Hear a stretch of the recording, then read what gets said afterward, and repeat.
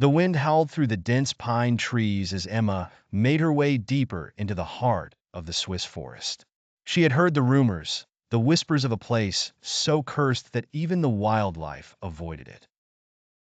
A small, abandoned cabin stood hidden beneath the towering pines, its walls covered in moss and decay, as though time itself had forgotten it.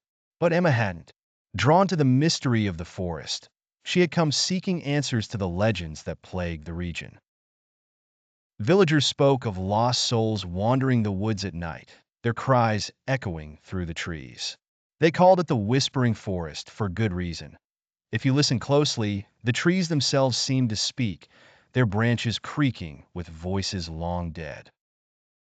Emma didn't believe in ghosts, but standing alone in the cold air, something felt wrong.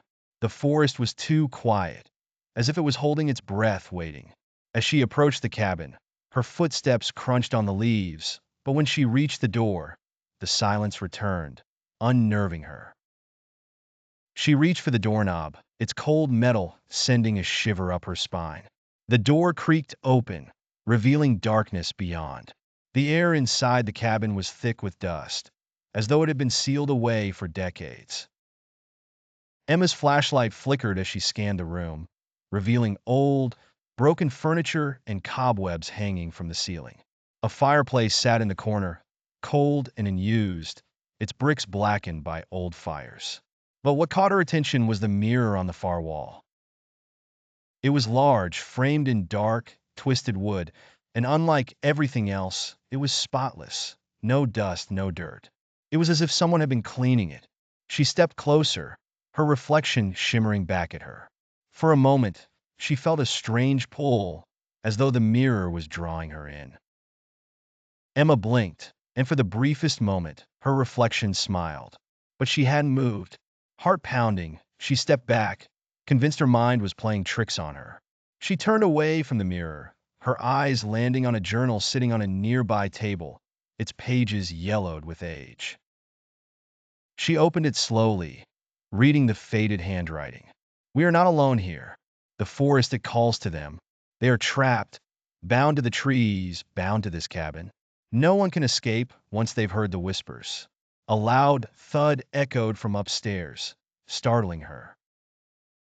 Emma froze, the hairs on the back of her neck standing up.